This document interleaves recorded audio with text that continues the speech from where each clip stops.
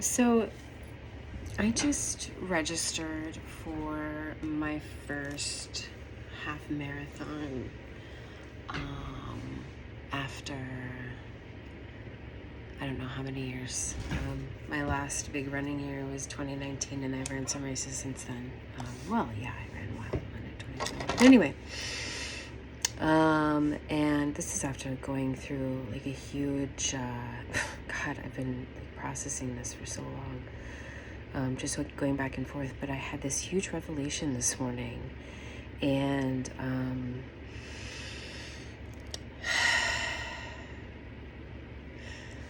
I have kept ruminating on why I've lost friendships in my life and why certain people, like I was so kind of like thought we were more than something.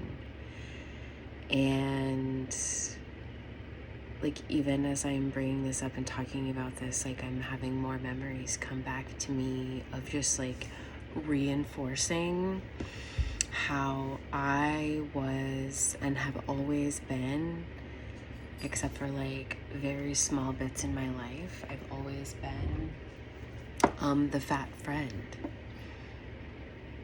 or the fat girl. And I'm not saying that in like a derogatory, and I'm like, it's a completely neutral thing. So if you're having like an emotional response to that, that's like your own deal. You can go have an emotional response about that. Fat is like a neutral. I mean, obese, overweight, like clinically overweight, clinically obese, or morbidly obese. I mean, my heaviest was over 300 pounds, but that was an identity that I have always had in my life, except for a few times. And I remember I had this one friend who, she hurt me very, very deeply, very deeply. I felt very close to her. And it turned out that, even just stepping back, like I was just a project for her.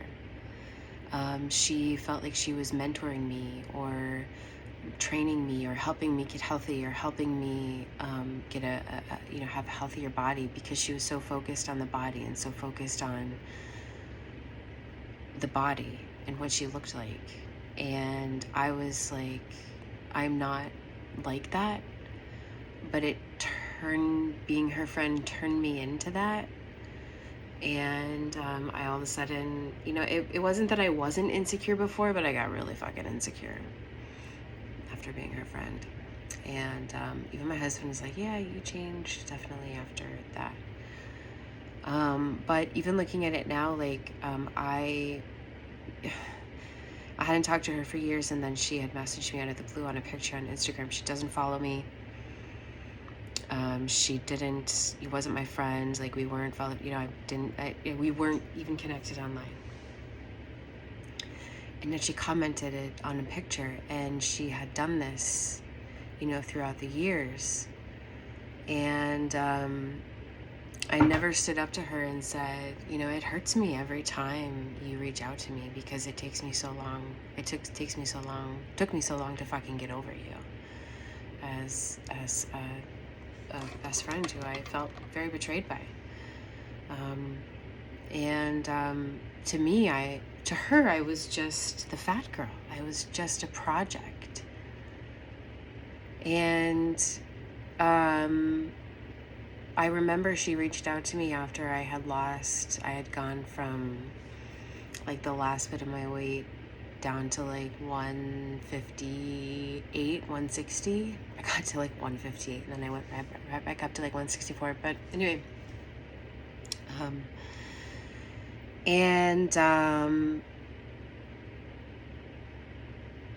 this was like a year and a half after I had pulled myself out of like the depths of depression and despair, and like, but also after I wrote and published a book.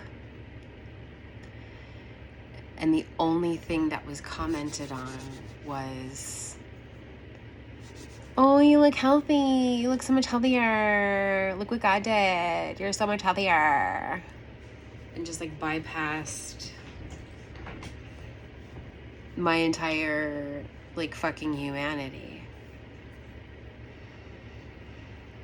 And looking at this objectively now, I'm like, well, holy shit. All I have to do is step out of this identity. You know? All I have to do is like reject people allowing me to be and remain this person. Because everyone in my life not everyone. Don't hear me. Don't, I'm not gonna twist that at all from my mouth. No, not everyone. But there are people in my life who the only role that I played, while they were very important to me and I loved them deeply, I was just the fat girl playing a role, or being a warm body, or and I think that's, that has a lot to do with thinking that maybe someone who doesn't quite have control of their weight, to be honest, the heaviest times in my life, I was hurting. I was just hurting. Like, it's just pain. Like, eating was a way. I'm just gonna say this. I mean, if I'm gonna say all of this, and I'm just gonna say this, and I should turn this off so you can actually hear me.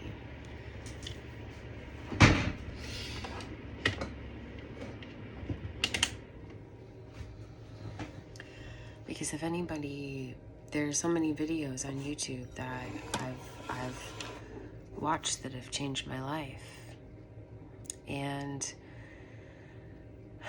I was I learned early on pain, and I was sexually abused, physically abused by a babysitter and her boyfriend when I was a toddler. I was a baby. I don't have a picture of me, but I had bright red hair, and anyway, oh, my dogs are gonna bark. Of course they are. But anyway, I was abused, and my first memory is I was 4, and my mom almost died. She went into a type 1 diabetic shock, and she was a single mom at the time, and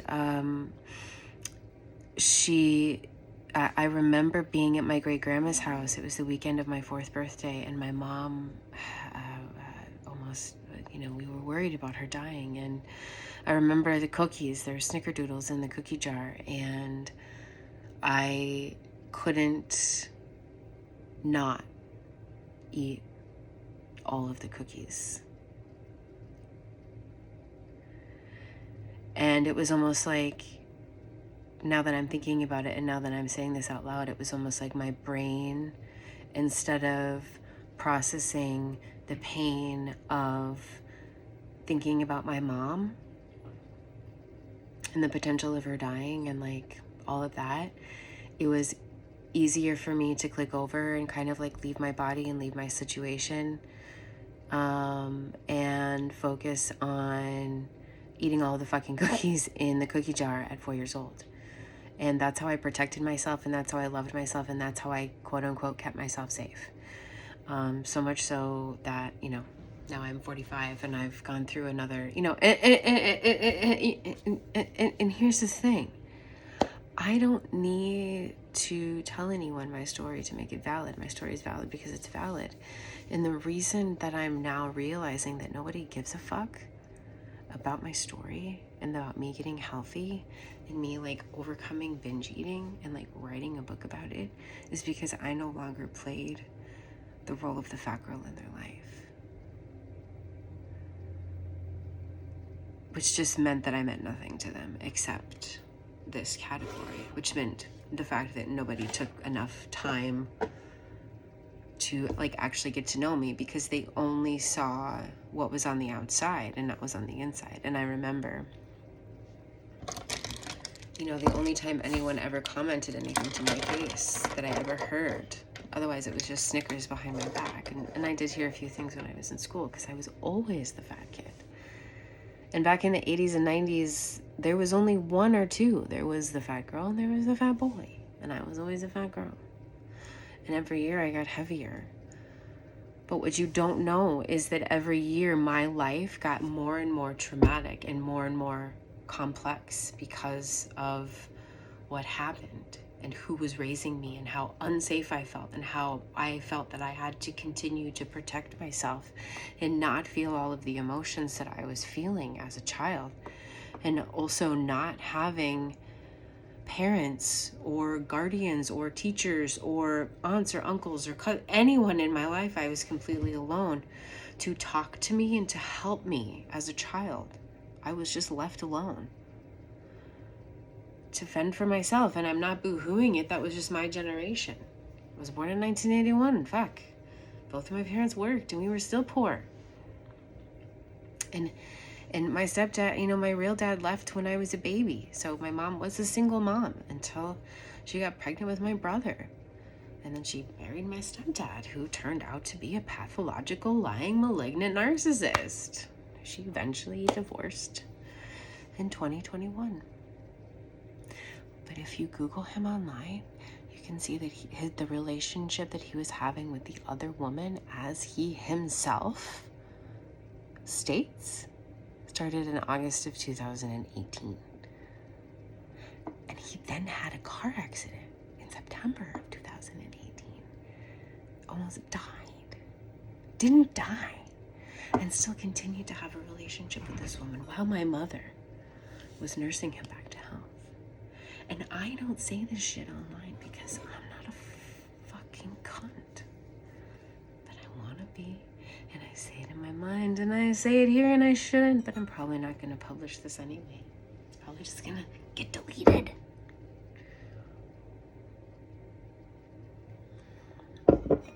So, if the only role that I've ever played in anyone's life was the fat girl, or the fat girlfriend, or whatever, then that means that whatever I'm going to try to do to break out of that role with them, if that was like the transactional thing that we were, and it wasn't family, and it wasn't, you know, because family is completely different than transactional, like people at church, people at school, people at, it's all people at work, like people that, you know, it was all transactional. Yeah. So once you're not that person anymore, once I'm not that person anymore, and I'm not that fat friend, then that means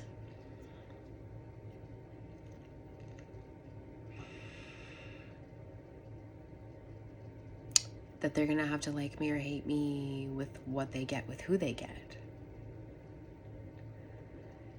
And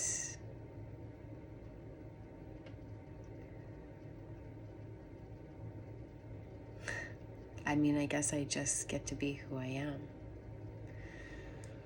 at that point, and it wouldn't matter. It doesn't matter because nobody wants me to be who I am anyway. They want me to stay the fat friend. But all that's going to do is destroy me and make me sick. So if no one's going to support me anyway, then the truth of the matter is that I am actually alone. And I am going to have to do it alone.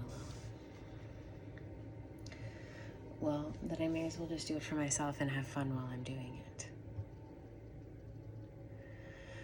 Because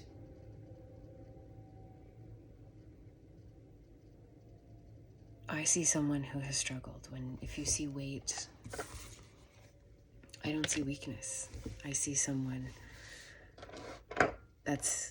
they're literally wearing their protection. They're literally wearing their armor. And that's the only resource that they had at the time. And clearly I have felt unsafe in the last few years as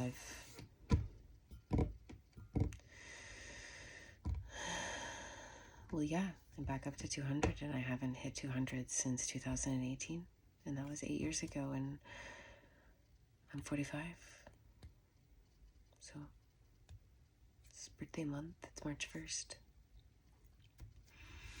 And it feels like all this work that I've done, I've tried to be really intentional. And in like loving myself, loving my health, loving my body back to wellness and wholeness and soundness. I've decided to get back into half marathon shape. And I'm really excited about it. And we went 509 days without my husband having a job and almost losing everything, and mental illness and suicide and all these crazy things, and death, and just we owe lots of therapy bills. But here we are, still standing. We attached that Elton John song to Still Standing to last year, and to 2025 and 2026. I don't know what song, because the storm that we withstood for 509 days is over, and so now it's like, well, we have to pick up the destruction, the desolation, what happened while we were enduring. And while I was enduring, I was eating and stuffing and going back into my patterns of feeling safe.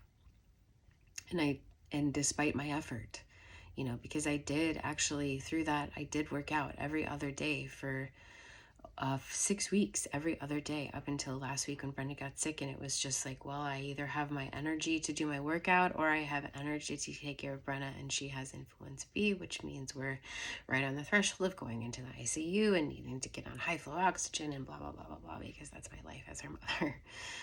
And what happens when she gets sick, or if she aspirates or anything like that happens. So, but I didn't have any energy for my workout, my tonal, that I've been doing for 6 weeks, because it went to Brenda. But she's getting better. Her color's better.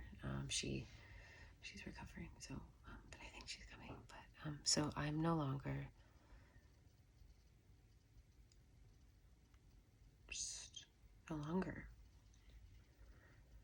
She's just no longer. And I feel like I'm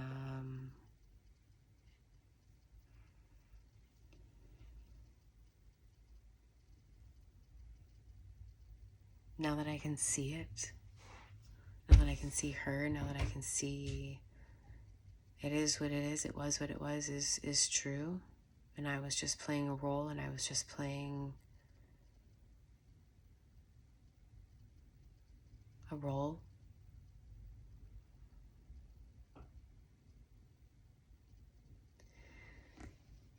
And it's not my fault that people are fucking vapid and stupid and shallow, and I'm too much and too deep. And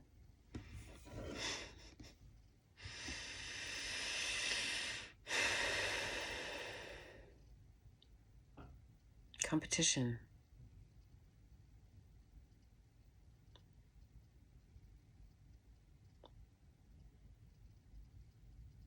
Threatening competition.